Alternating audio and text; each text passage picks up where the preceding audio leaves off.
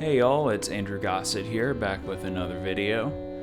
For those of you who already know what this is, you can feel free to go to this time card up here. But for those of you who don't, or just want to hear this little pre-talk, I participate often in a community orchestra in my area called the Somerville Orchestra.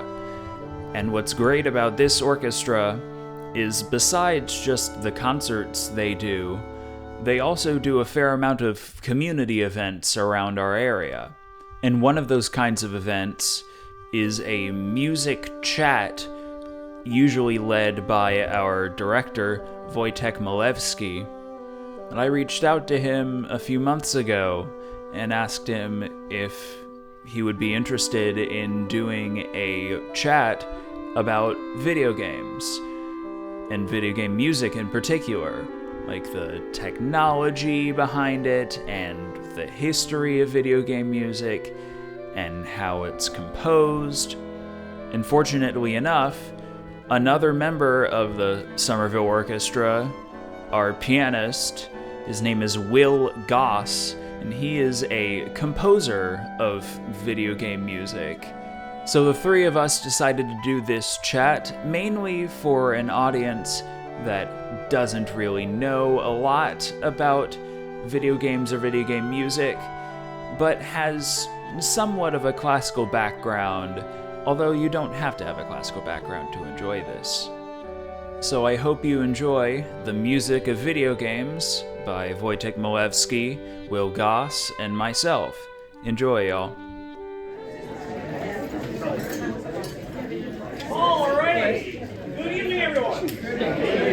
How are we tonight?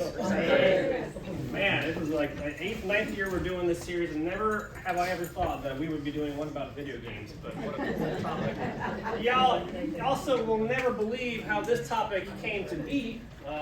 You know what, we should just get into that right away, but before we do, I want to introduce two very special guests that are helping me bring this to life. Andrew Gossett, our bassoonist in the orchestra. And Will Goss, our pianist from the orchestra. Now, apart from their full-time careers as musicians in our orchestra, of course, they have other lives that include jobs, but also video games are a huge part of their lives. Will is a video game composer. He's going to tell you all about that in a later part of the talk. And Andrew does arranging and so much like music involving video games, and also goes to conventions. He'll tell you all about that too. But really, without them, this wouldn't have happened. So I want to just thank you guys very much for being the experts on this subject matter. I'm out of my depths here, I'm not going to lie to you. But I'm really excited to bring this to life for you tonight, because this is a genre of music that often gets overlooked. It's often understated, the depths of this music today, especially how wide-ranging of a genre it is, where it came from, how it came to be. We're going to cover all those bases. But the funny thing is, when we sat down to plan this, we went through like notes and notes and notes, and we realized, wow, we really need to limit ourselves down from this 8-hour presentation we're about to play. So there is an endless array of topics we could cover. We're just gonna go scratch the surface, and hopefully y'all can go home and, find whatever else you want to research on this. But so here's how this all came to be. Some of you may have heard of this video game. It's a classic. But let me play you the original music that was intended to be used for this soundtrack. You tell me if you recognize it.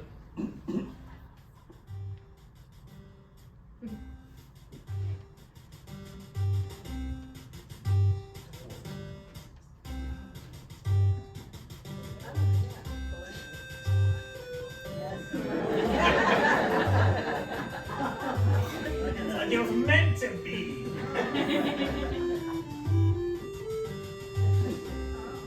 It works so well as video game music, doesn't it? Oh man, I got some Ravel's Bolero. Ravel's Bolero. Yeah, never have I ever thought that Ravel's Bolero would be the segue to video game music today. But this is an interesting story. So that game came to life in 1986 in Japan. Composer of that soundtrack, one of the most famous, iconic video game composers. He wrote Super Mario's, he wrote Zelda, all sorts of things. Koji Kondo. You'll hear more about him later on today. But his original intention was to use that bolero music as what you just saw, the main theme, like sort of like the main theme of the soundtrack, the title screen, and then the opening sequence where Zelda does a little, it's called the crawl theme, if you will. And that was supposed to be the original music, until they realized it was still under copyright. But check this out. So Ravel's Bolero would have entered the public domain 1 month after the video game was completed. The copyright laws in Japan state that a composer's music goes into public domain 50 years after their death. Zelda was completed 49 years and 11 months after Ravel passed away. So you had to write a new theme. And so he did, overnight. And this was a decision that was made pretty quickly because they did their homework. And I'm really glad they did, because they would have probably gotten sued pretty heavily. We may have never even had a Zelda, because they may have gotten just lawsuits and lawsuits and lawsuits. But so Koji Kondo went home and wrote a new theme overnight. I'm going to play that for you in a second, but today we know it as the famous Zelda theme. But what if, man, what if Bolero was the soundtrack for Zelda? Can you imagine that? Can you imagine that? Absolutely amazing. But what's interesting, the reason why they wanted to use Bolero as the main theme was Bolero as a piece of music, the whole point of it is a buildup of tension. It's a masterpiece of orchestration and color, sure, but you can't really experience that in the video game world. What you can experience is that sort of constant buildup, that sort of constant rhythm that is always there. When Ravel wrote his Bolero, he intended it to be this sort of step-by-step, gradual, just strengthening of tension. And so that's why they wanted to use it. But then Kondo wrote the new theme, which really was a bit more heroic and courageous. And it actually worked out, I think, for the best. So here is the actual main theme now.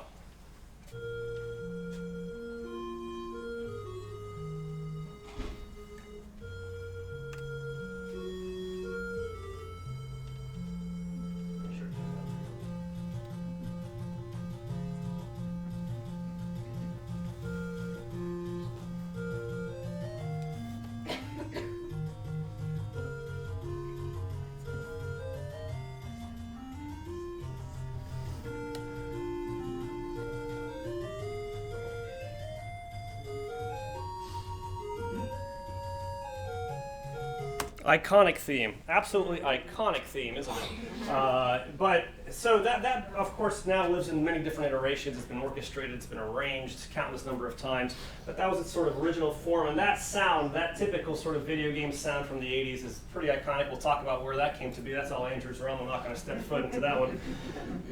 He started saying things, and I was like, I don't know what you just said. Something about bits and 8s and 16s, and great. I'll let you cover it. But this wasn't the only example of soundtracks that were using classical music as a gateway. And this was sort of a thing because you were limited in what you could actually put into a video game soundtrack technologically at that time. And so you're also going to try to market your games so they have more marketability and some things that are easy for the ears to hear. Well, a really good example of this is this game, Tetris. Y'all know Tetris? Yeah. I'm pretty sure everyone in this room has probably played Tetris. Who hasn't played Tetris in here? Never mind. All right. We know this theme? Okay.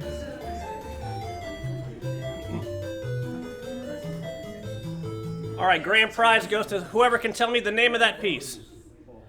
That's what I thought. All right.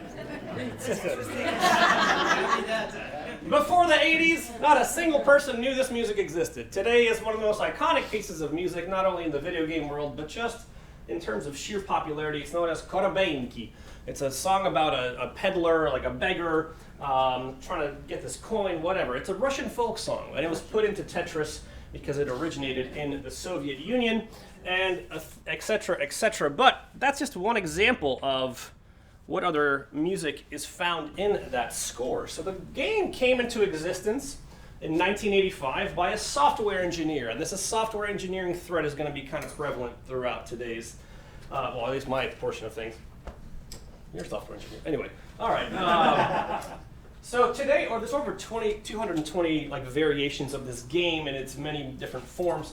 But what's interesting, when it first came into life, it had no music. It was sort of a simple puzzle game. He just wanted to create something that was going to be something leisurely. It's a simple puzzle, casual. But as it grew to be a bit more famous, well, some music started getting added into it. I'm going to play you a few other examples. But that was one notable example. When the game started to get popular and bought out across the world, different studios were adding their own music. And obviously in the 80s, just remember what was happening at that time, they wanted to sort of make it a bit more exotic, if you will. So they added a lot of different music that sort of sounded Soviet, if you will, or something of that nature. But also a composer that was pretty popular then was Johann Sebastian Bach, especially by like Japanese composers were really into Bach at that point, as were composers in the U.S. And so this is.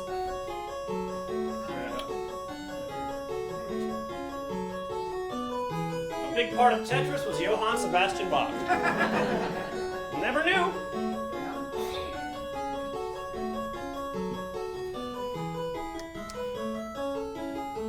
That's from his French Suite number 3. It's a beautiful little minuet, absolutely fantastic. But then here's the original music that was written by a Japanese composer.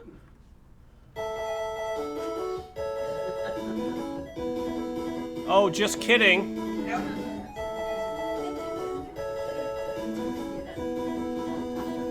That's not original at all. What is that? Can y'all not recognize that? That's from the Nutcracker, ladies and gentlemen. That is the Trepak from the Nutcracker. One more time.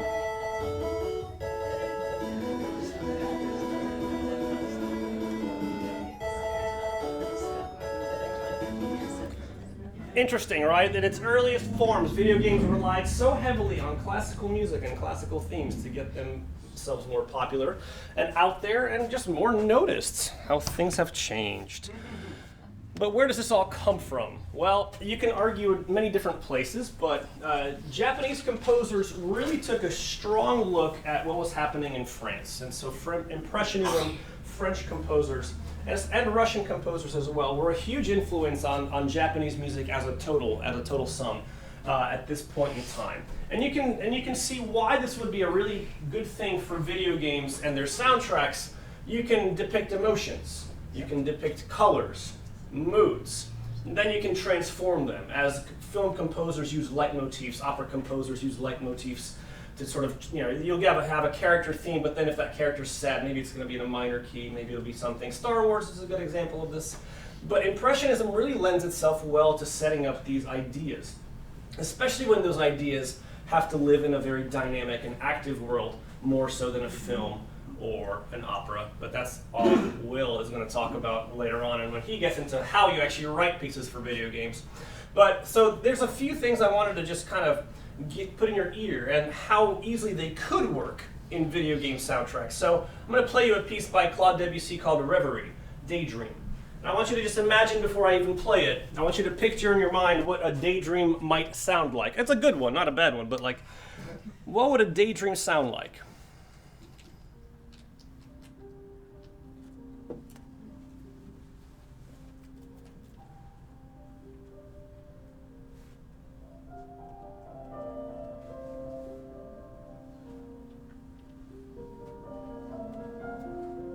I can picture a video game going along to that, can you?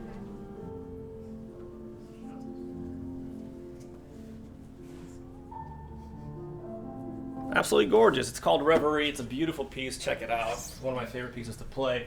But that was actually a huge inspiration for the Saga Frontier video game series. The composer cites that as one of her biggest influences. Claire de Lune we all know, but this one's also quite interesting, the Children's Corner. Now imagine writing a piece of music that, for a game that maybe is marketed towards children, or it's meant to be played by our youngest generation. Maybe it's going to feature music like this.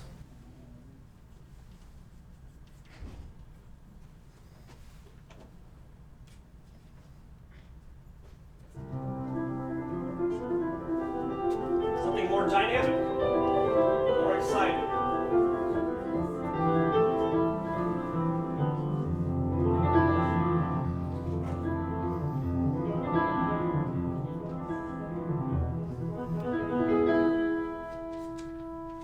Something like that. Whoa, oh, goodness gracious, what did I just do? Whoops. Close the tab. He asked me to play. Is it really? Possibly. Maybe not. Maybe not. We did it. No, Yeah.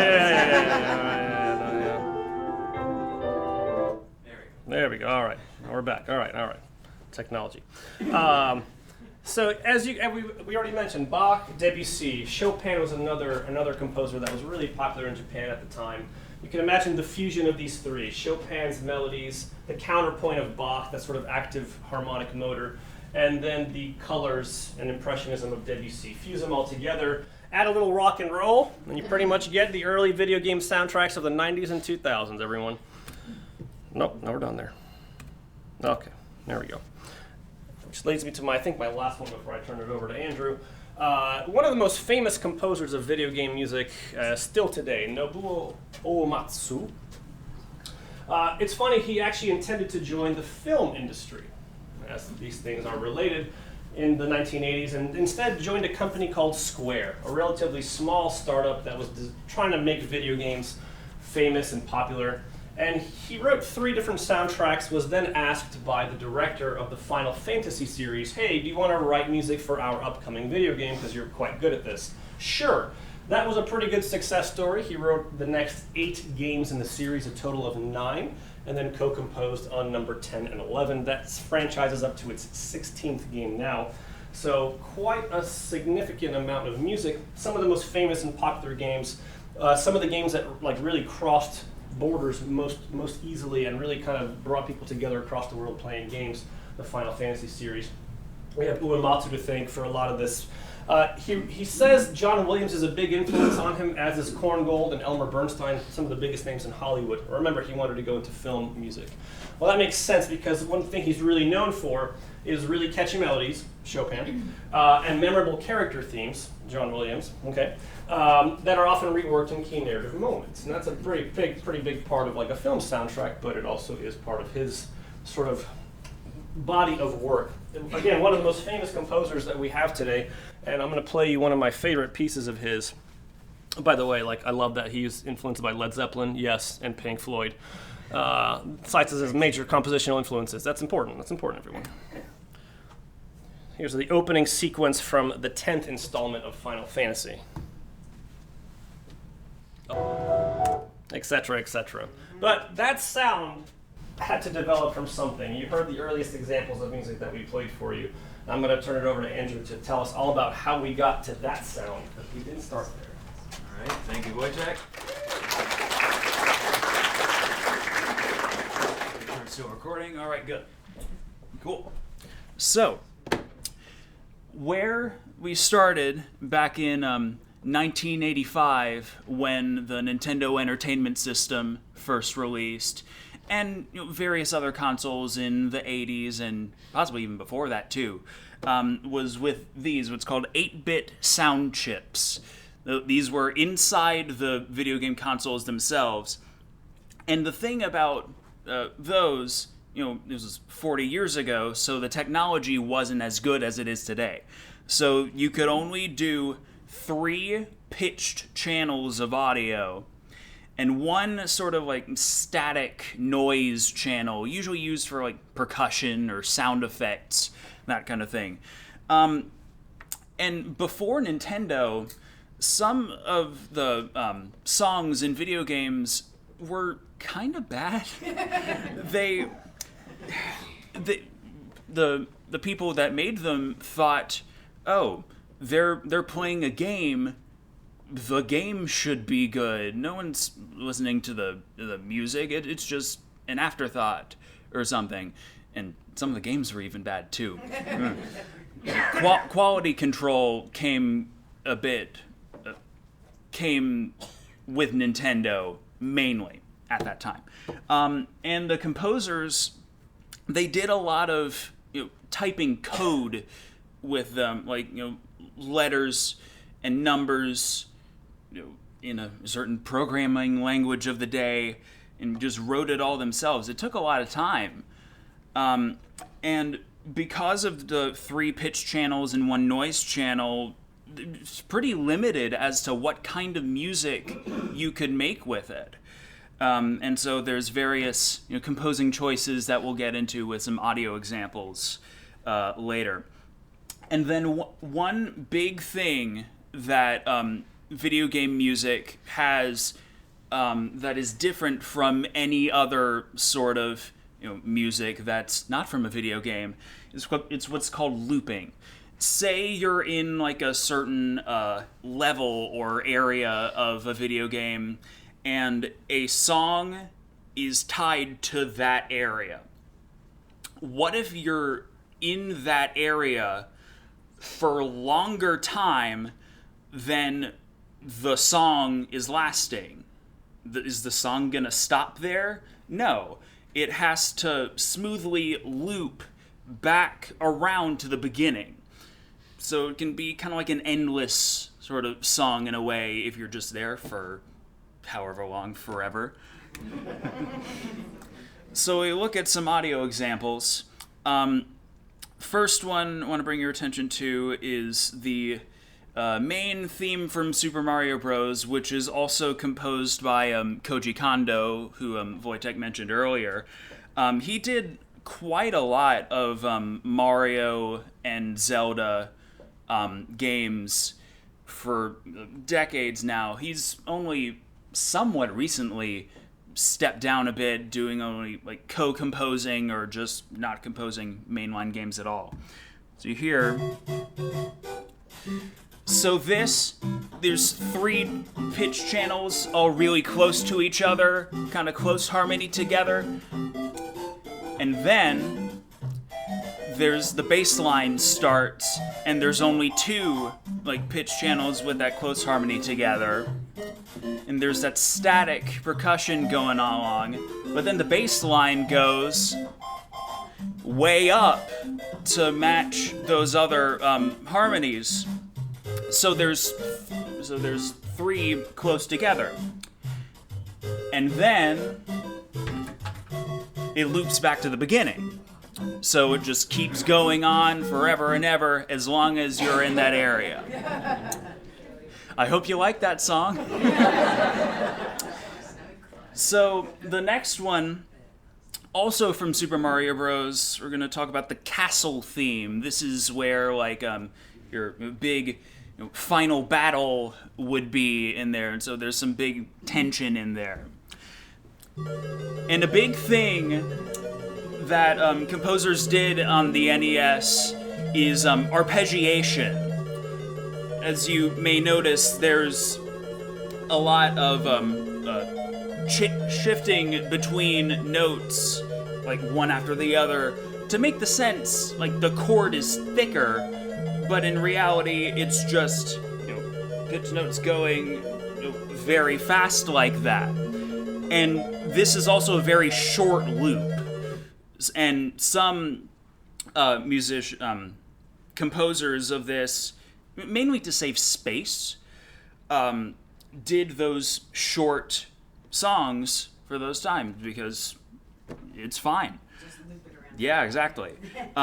We already covered the Zelda theme. Thank you, Wojciech. So I'll move on to this one.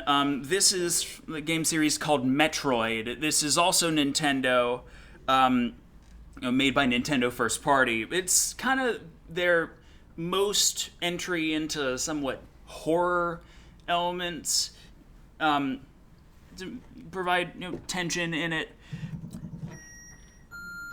And this is an example of a more kind of minimalist kind of thing, where sometimes this sparse instrumentation, I guess you could call it, is all you need. But listen to the melody. What I believe it is there are 2 of the pitch channels at the same time playing the same note. Well, not at the same time. There's like a little drop off, like a little echo kind of thing. Oh, I hear it. You hear that thing?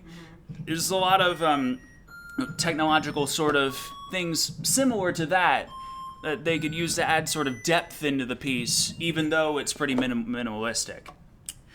And then we get into something that is not Japanese at all. This is a British composer named Tim Fallon, made the title screen music for this game called Solstice. It was also on the Nintendo Entertainment System, though. Same console as all of these. And whereas the Metroid one was minimalist, this is stretching the limits as far as you can go. So it starts sort of basic, but wait until you hear the drop.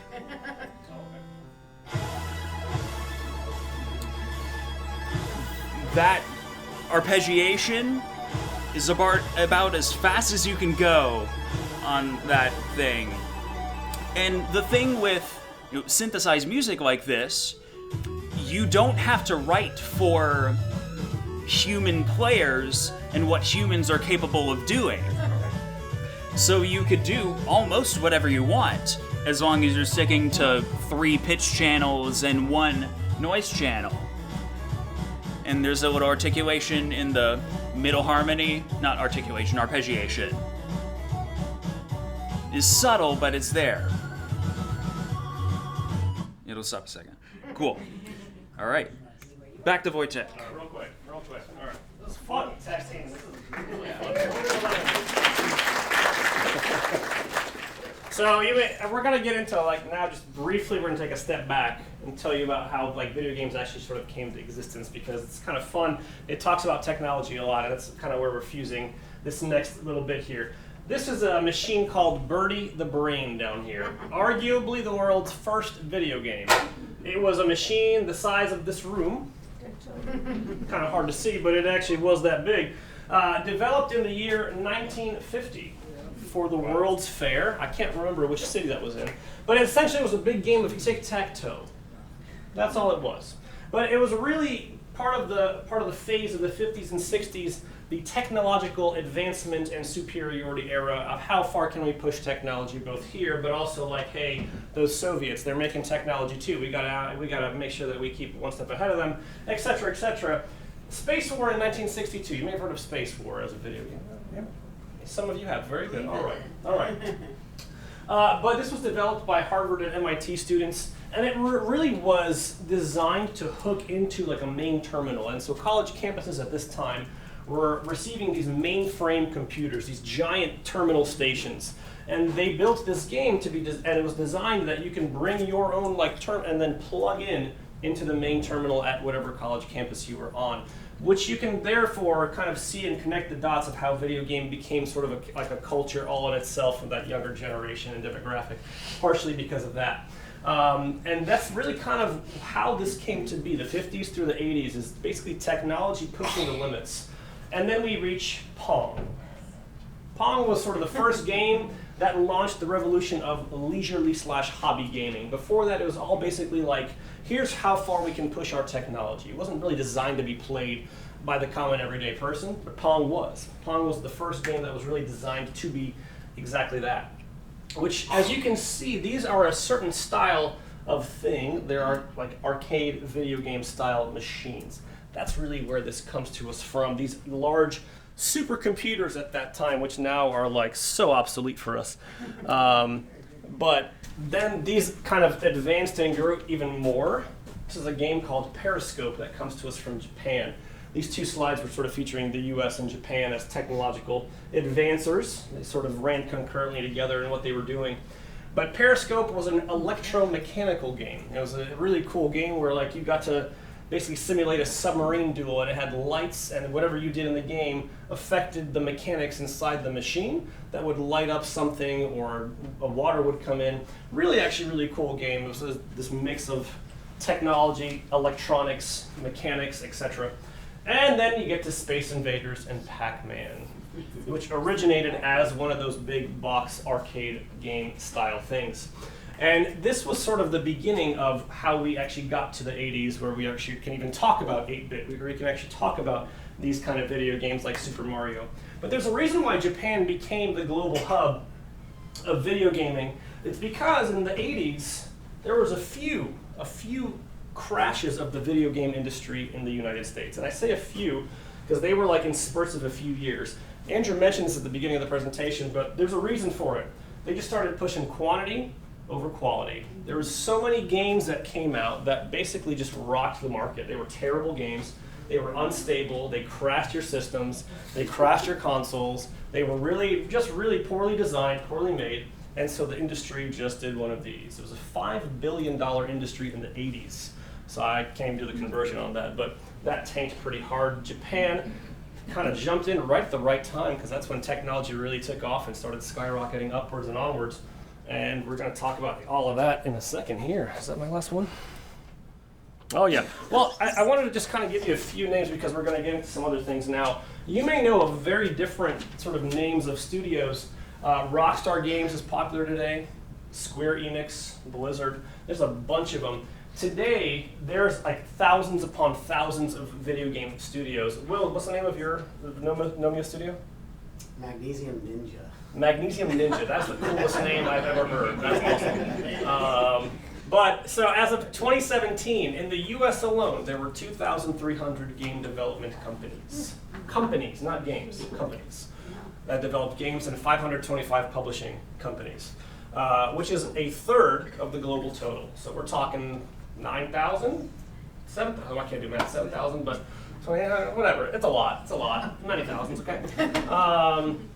But we see, apart from the US, we see the largest number of these kind of concentrated in Japan and Europe, which kind of makes sense. It's keeping up with what was historically true and relevant.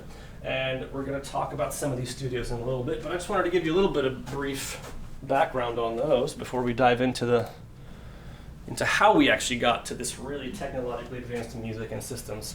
And on that note, ladies and gentlemen, I bid you adieu because I have to go conduct a dress rehearsal of Carmen right now. So you're in good hands now with Will and Andrew. Have a lovely rest of your evening. I can't wait for y'all to, I wish I could see your faces at the end of this, but it's going to be great. Thank you guys. Well done.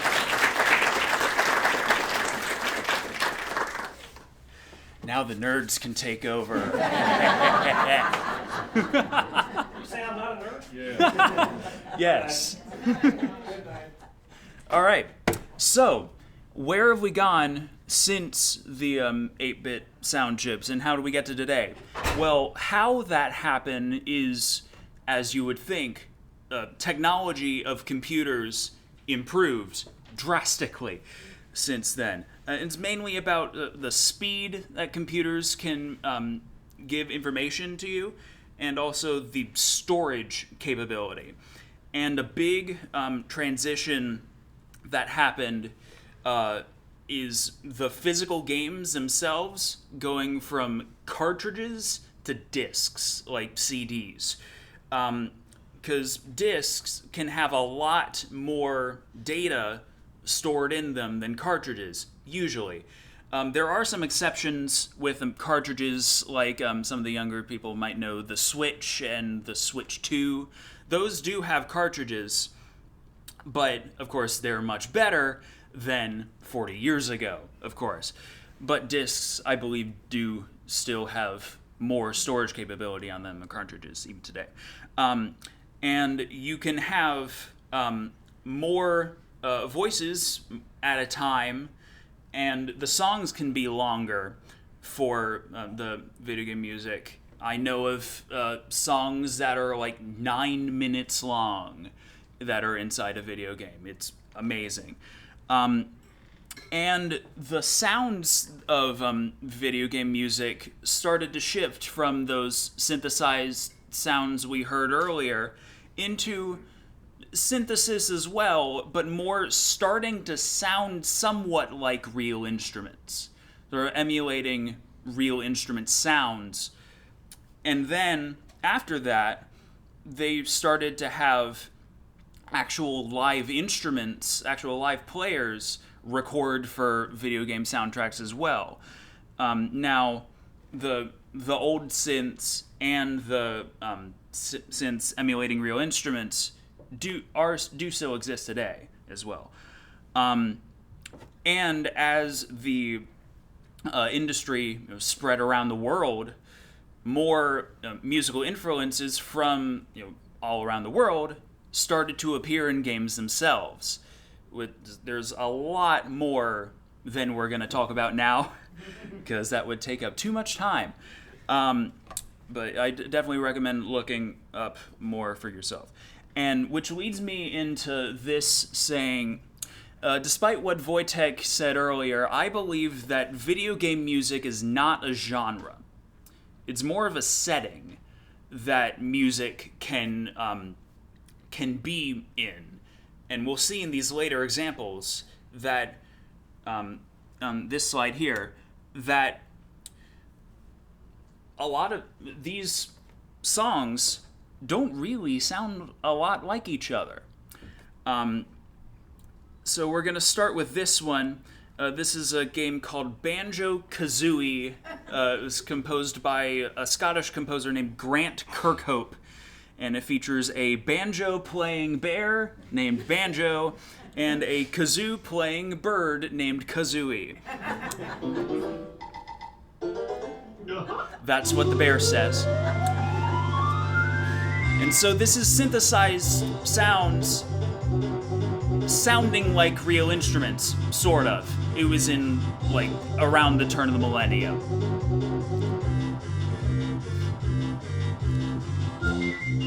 You know, bluegrass elements, that flute, saxophone, bassoon-ish. Hey, I enjoy bassoon representation. And I'll stop. Okay. So next, it plays automatically. Why does it do that? That I wasn't gonna get to that one next. So next, Wojciech already touched on Nobuo Uematsu, composer of Final Fantasy series. This is a song from Final Fantasy VII, called One Winged Angel. This is also synthesized, but it's supposed to sound like an orchestra. It's the big final boss fight in that too. So, you know, big timpani sounds and sort of flute runs. This is composed as if, like, live players would play it, but it's not, of course. And there's this full runtime in this video is 7 minutes, and there's a lot of different sort of, movements of this that we're not going to touch on. So this bottom row is more modern type things where live instruments were used. You got spoiled a little bit on this one called Cuphead. The game is called Cuphead, composed by Christopher Madigan, and the art style of this game is based on, like, 1920s and 30s, like, old-timey cartoons. And so they wanted music in the game that resembled the time. So they brought in a live jazz big band to record the soundtrack. Actually play it. There we go.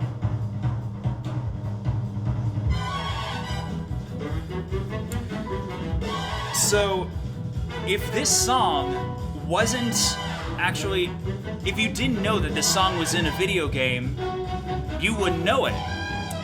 These live instrument recorded video game songs could be listened to on its own, which is why I think that video game music is not a genre, because that could just be a jazz song, a jazz standard, if you didn't know it was from a video game.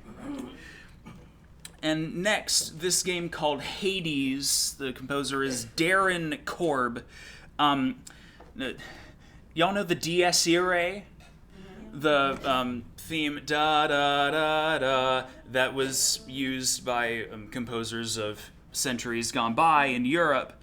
Well, this game is about Greek mythology and Hades, the god of the dead, which this song is called The God of the Dead, and it combines some rock elements with some sort of Greek traditional sort of things.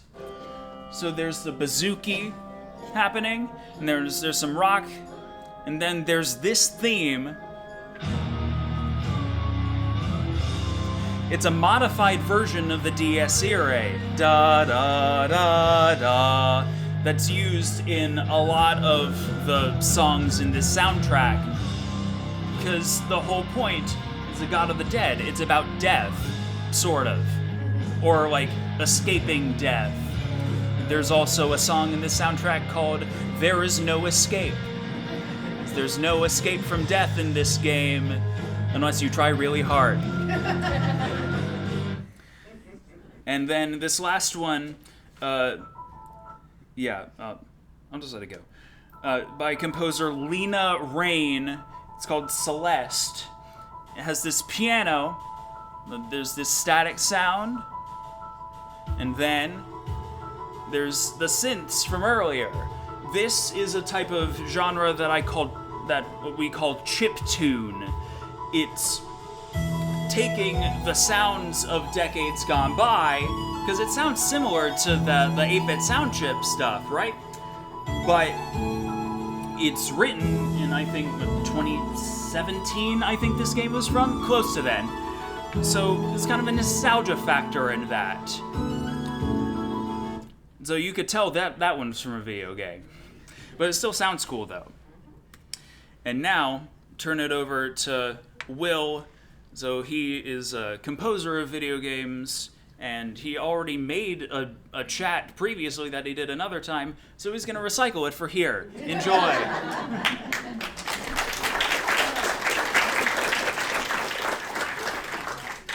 All right, it's great to be here. Like you said, my name's Will. I'm the pianist in the Somerville Orchestra. But really, my real goal as a musician is to be a game composer. So this is a true passion of mine. So it's a joy to be here and to talk about it. Usually, I'm in my studio in my house in a dark room writing music all the time. So it's nice to step out into the sunlight, so to speak, and talk about what I do. So I think that the undercurrent of this entire talk is what makes game music different. And so from my perspective, I want to talk a little bit about what the art form is doing now in the present. And you'll see a lot of connection to what's happened in the past as well. But I want to talk about what's happening now. But this is sort of a rehash, but I want to talk first about music as an experience. So if you can imagine when you go to see the Somerville Orchestra or the CSO or whatever symphony you so choose, the experience is pretty much the same, right? Like as soon as the conductor drops the downbeat, the music starts. And it goes from the first bar all the way to the last bar, and then it ends. Doesn't matter what ensemble you see, that's how the music is experienced, right? If it's a multi-movement work, like a symphony, you start from the first movement, to go to the next movement, so on and so forth, until you get to the last one. So in that sense, the action or the story of the music, if you will, is fixed in place. It's the same every single time. Of course, there's interpretation and things like that, but you know what I mean. So in a sense, the music is predetermined. But in games, the player is in control. The player has the controller in their hand, and like Andrew said, they can just sit on that level as long as they want. They can just not move, and you have to find a way musically to handle that and to make it make sense. So in that sense, the action, the unfolding of the story is indeterminate. It's variable. No two players' experiences are going to be the same. So the music has to be dynamic. So what does that mean exactly? So we call it obviously adaptive music because we have to take musical puzzle pieces, things like tempo or arrangement, and we have to sort of take these puzzle pieces and adapt them to what's happening in the game, whether it's a very quiet, calm moment in the game, or whether it's a huge, very intense moment where you're like fighting for your life or something. And if you boil it down to its most simplest forms, there's really only two schools of thought about how to do this. You can think about it vertically with what we call vertical orchestration, or horizontally with what we call horizontal resequencing. So let's start with vertical orchestration. Let's just imagine, let's all use our imagination. We have a game that we're scoring for, and there's a level that's very calm. The player's just walking around. There's not much happening. There's no threat to the player. And maybe in this hypothetical example, we have a track with some drums, and on top of the drums, we have some vocals. Well, the music has to adapt, right? So what if the player keeps walking and encounters some sort of enemy, and now they have to fight that enemy or they lose the game? So the intensity is ramped up, right? You don't want to just keep playing your calm exploration track. That's not very interesting, right?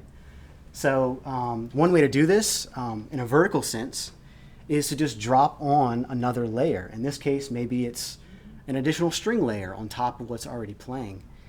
And so you can take this pretty much to the nth degree and add dozens and dozens of layers to sort of adapt on the fly in real time as the game unfolds. So I want to show you guys, well, before I show you some examples, basically another point to make here is that typically when you think about it vertically, you're dealing with the same musical material, right? You still have your same vocals and drum track playing when you added that string layer on top of it. It's just an additional layer. And that's an important point that I'll show you guys later. But first, let's take a look at some examples. Make sure this loops here. So this is an example from a game I scored called Song of Iron a few years ago. It's a Viking game, so you play as this like Viking warrior, and you're in a lot of dark and like mythical settings, and it can be pretty intense at times. So in this example of the game, the player's in like a cave, and there's really nothing, like I said, there's nothing happening. They're just exploring this cave, but it's still dark and menacing. And so the music kind of reflects that with this like heartbeat drum pattern and this whispering. And then there's that synth layer at the top that's sort of eerie and unsettling. But what if, let's say, a troll appears and they have to fight this troll, and it's a really big, intense boss fight? What would happen?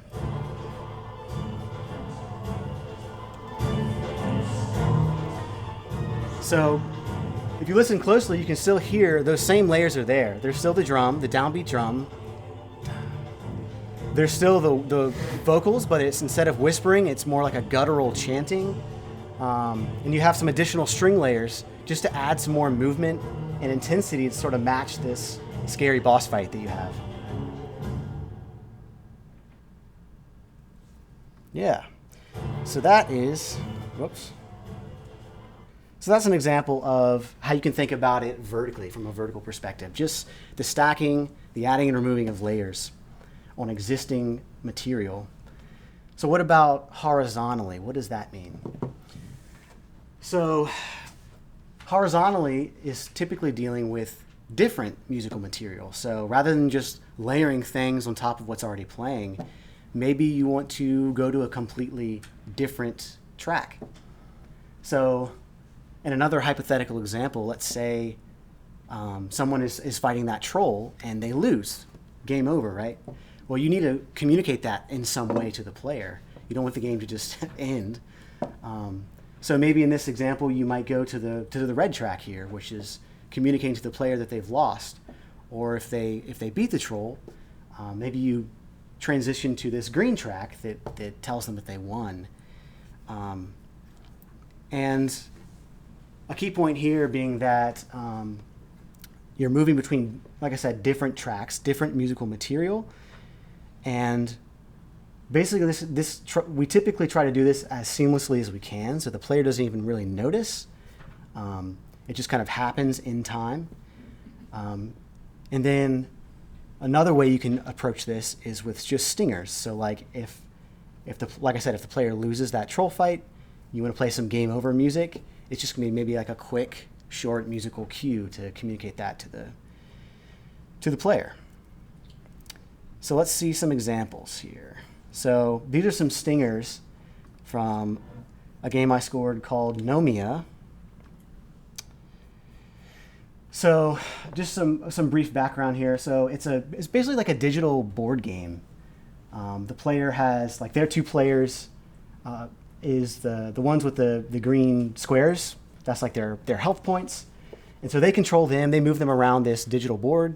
And they, fight enemies, solve puzzles, things like that. And in this example, they are fighting this boss. That's the one with the 5. He's very low in health. One more hit and he's done. So they're about to win and beat this level. So in this example, you're going to hear like some boss music is already playing, and then we need to find a way to transition to communicate that they've beaten the level. So let's check this out.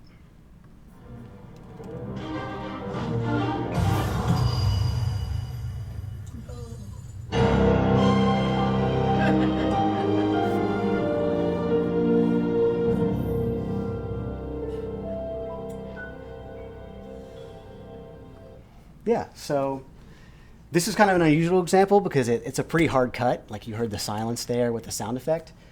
So this is an example of a stinger. There's just that short "you won" music that happens at the end of the fight. So from the same game, this is a "you lose" example. So you can see in this example, the player's health on the left side, they have 3 hit points left. They're in big trouble. They're surrounded by these 2 enemies here that have full health. So basically, when they end their turn, they're done. It's over. So we need, just like we had a victory stinger, we need a game over stinger as well.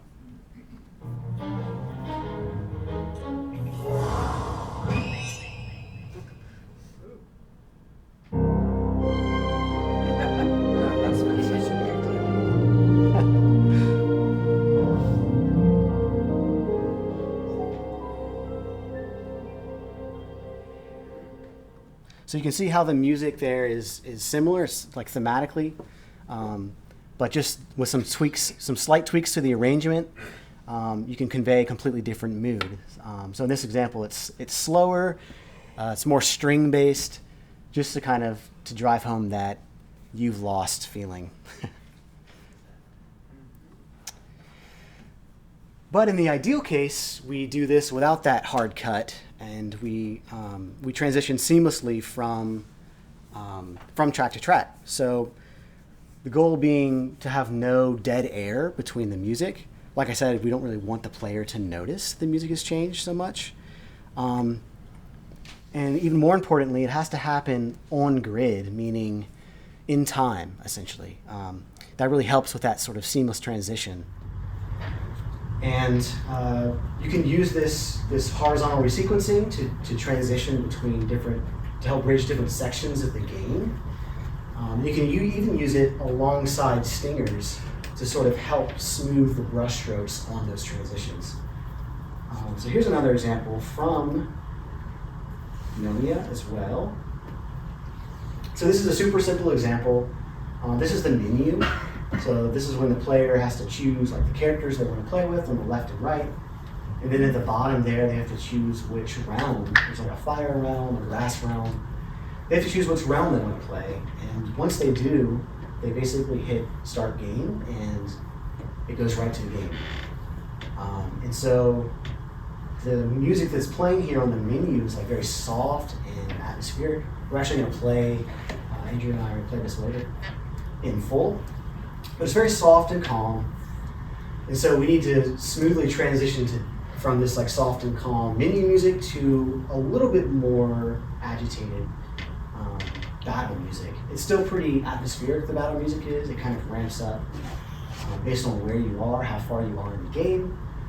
But it is just different musical material that you have to connect seamlessly. So let's check it out.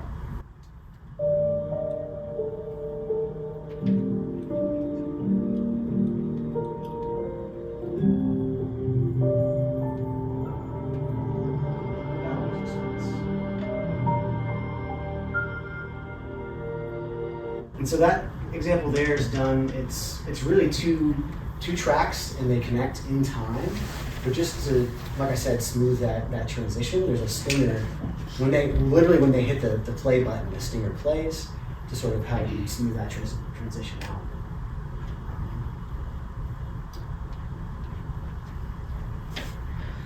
Yeah, so going back to the original question, what makes game music different? I think the big thing is this sort of adaptive music.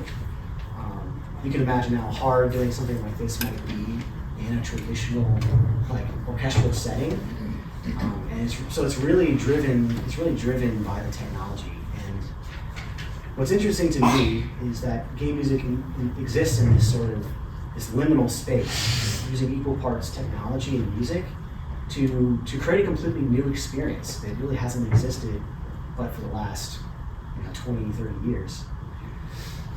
And like Andrew alluded to, that as the technology gets better, so does the adaptive music, so do the options available to composers. You can make a really complex and interesting experience. And yeah, so I think that's it. Thanks so much.